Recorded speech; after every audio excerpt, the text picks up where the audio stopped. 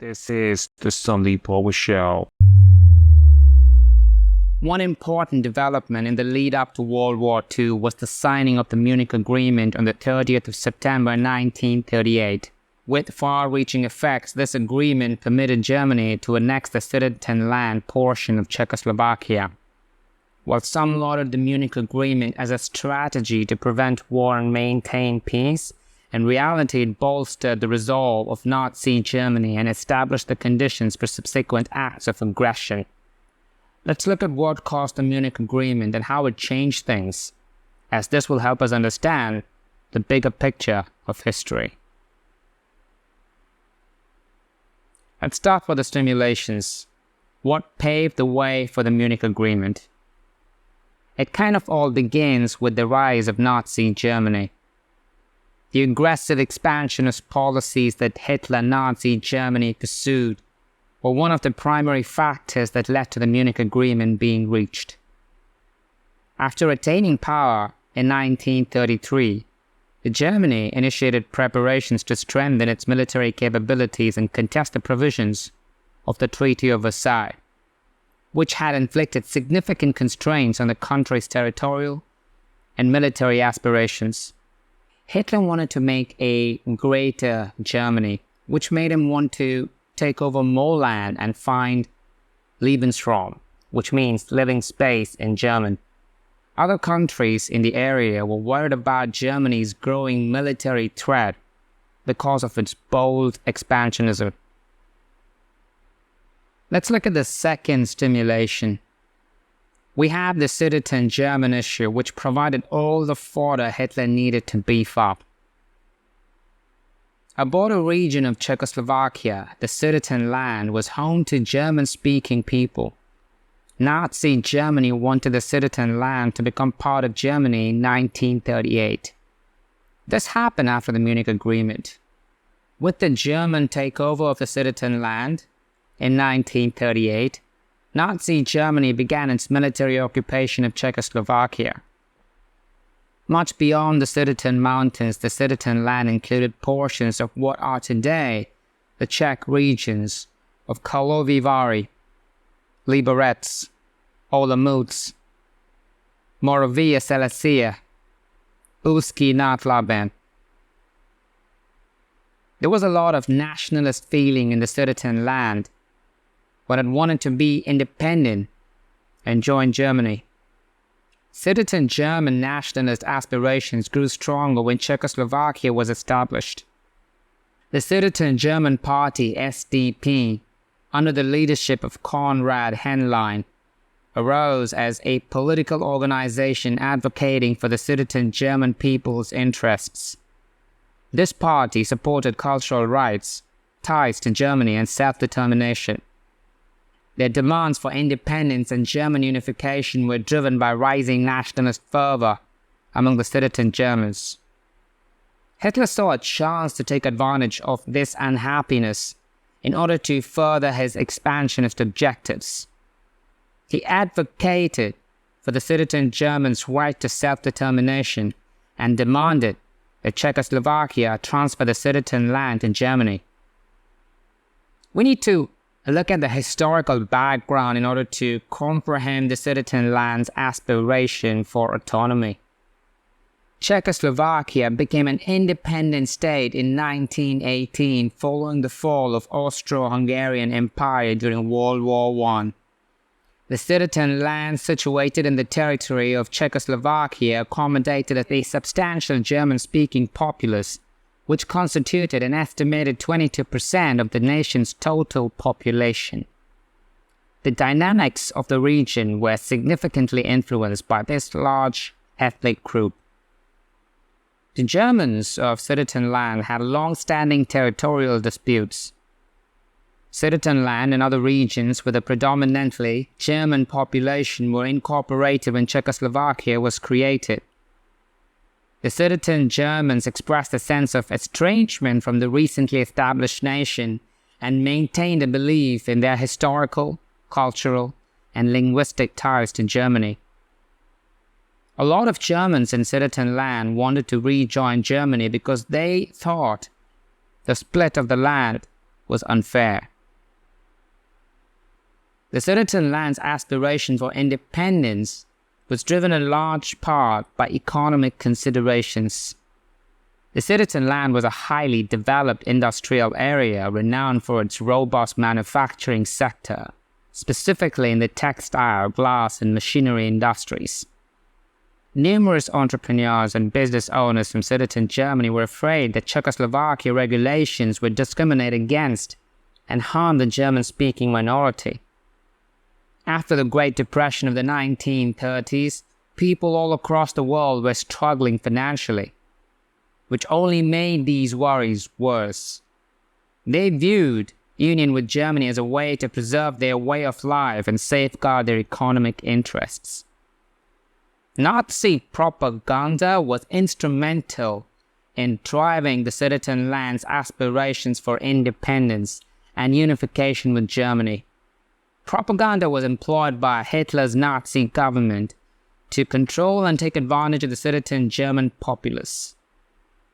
They highlighted the supposed persecution and mistreatment of the Sudeten Germans in Czechoslovakia by portraying them as victims.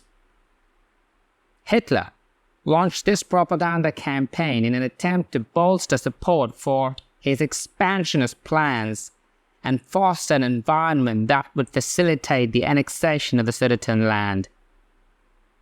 The public sentiment of the Sudeten Germans was profoundly impacted by the propagation of Nazi propaganda, which in turn bolstered their call for independence and union with Germany.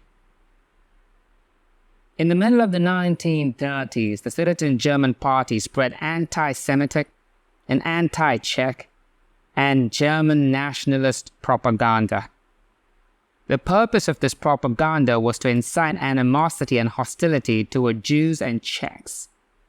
Hitler's radio address of the 12th of September, accusing Czechoslovakia of torturing and persecuting the German minority, was broadcast to a large number of Sudeten Germans in the borderlands. This speech set off a wave of violence against Jews, Czechs, and Sudeten German anti-fascists.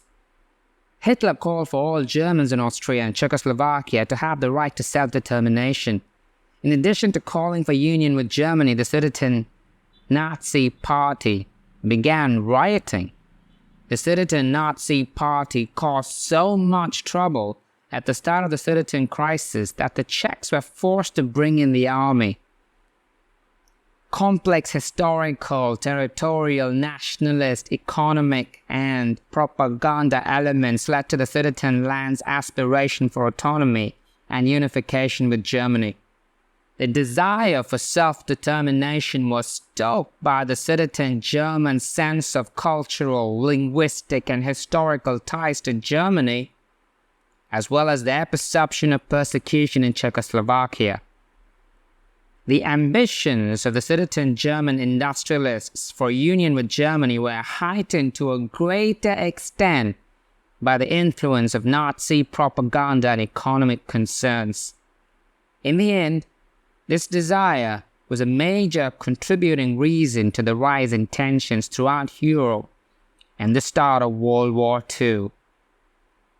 Being able to understand why the Sudetenland made its claim is important for understanding this turbulent time in European history as a whole. We'll talk about the third stimulation, which was the policy of appeasement. The Munich Agreement was largely influenced by the appeasement strategy that Britain and France adopted in response to Germany's territorial aspirations. The Treaty of Versailles, which put an end to World War I, served as the impetus for many of the decisions made at the Munich Conference. This treaty sought to permanently incapacitate Germany in an effort to re-establish its military capabilities and imposed severe penalties on the country for its involvement in the conflict. Neville Chamberlain, the Prime Minister of Britain, and other politicians thought they could keep Europe peaceful by giving Hitler what he wanted. With World War I still fresh in their memory, Britain and France believed they might avert another war by caving into Hitler's demands. Chamberlain and Edouard Daladier, the French Prime Minister, were ready to give up land to Germany in order to make Hitler happy. Not everyone was okay with the appeasement policy. There were leaders who strongly believed that giving in to Hitler's demands was not a good idea. The appeasement strategy was predicated on the idea that by caving into Hitler's territorial demands, war would be avoided.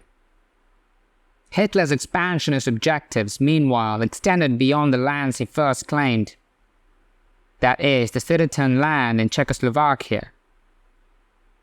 Appeasement, rather than discouraging aggressiveness, is seen as emboldening Hitler and contributing to his perception that the Western countries were weak and reluctant to stand up to him. Hitler's actual aspirations and the threat he posed to global security were underestimated at the time by the leaders of Britain and France. They held the conviction that by acquiescing to a portion of his requests, they could sustain harmony. Hitler's final goal, though, was to take over Europe, and appeasement didn't see this or do anything about it. Some argue that smaller states like Czechoslovakia have been betrayed by the appeasement approach. Without consulting the Czech government, Britain and France consented to the division of Czechoslovakia in the Munich Agreement. Not only did this undermine Czechoslovakia, but it also proved to other prospective targets of assault that the major Western nations were not dedicated to collective security. The appeasement strategy undermined the legitimacy of Western democracies. As Hitler persisted in his belligerent behavior and breached agreements, it became evident that the diplomatic strategy had been rendered ineffective. This damaged people's confidence in democratic countries' capacity to deal with the fascist danger. As it turned out, compromise did not stop war. Instead, it helped Hitler build up his army and gain more power, which led to the start of World War II. By postponing the confrontation with Nazi aggression, Germany was able to strategically advantage itself and strengthen its military. We'll now address the burdens of the Munich Agreement. The Munich Agreement empowered Nazi Germany. Nazi Germany was unintentionally given more confidence by the Munich Agreement. The lack of significant opposition to Germany's annexation of the Sudetenland served as a conspicuous indication to Hitler that his territorial aspirations could proceed without facing repercussions. Hitler took advantage of the situation to promote his expansionist objectives, believing that the world would not step in. Hitler gained a substantial amount of territory when the Munich Agreement permitted him to annex the Sudetenland. In other words, Germany was rewarded for its aggressive territorial ambitions without facing any serious repercussions or penalties. With the Munich Agreement, the rest of the world agreed with Hitler's plans of expanding Germany. Accepting Czechoslovakia's split and letting Germany take over the Sudetenland demonstrated that harsh measures and territorial annexations could be accomplished diplomatically without resorting to military force. The peaceful and effective takeover of the Sudetenland increased Hitler's standing and popularity in Germany. The agreement was interpreted by the Nazi regime as a success of Hitler's diplomacy and leadership, which strengthened his position within the country. Hitler was thus better position within Germany and had more capacity to carry out additional hostile acts as a result. Germany also had a strategic edge because of the Munich Agreement. The incorporation of the fortified frontier of the Sudetenland into Germany bolstered the nation's defensive capabilities. The eventual invasion and occupation of the remaining portion of Czechoslovakia was made easier by this territorial gain. Without its approval or involvement in the negotiations, Czechoslovakia was essentially destroyed by the Munich Agreement. This diminished the potential military and political resistance of Czechoslovakia against further German expansion in Eastern Europe. The Munich Agreement's success encouraged Hitler to assume that the Western democracies, particularly the UK and France, were unwilling to face him militarily. Hitler was inspired to pursue more expansionist objectives by this faith in appeasement, which ultimately resulted in the invasion of Poland in 1939 and the start of World War II. Let's now talk about the second burden of the Munich Agreement. The Munich Agreement weakened Czechoslovakia. Within the Munich Agreement, Czechoslovakia suffered a great loss as it was compelled to hand up the Sudetenland to Germany against its wishes.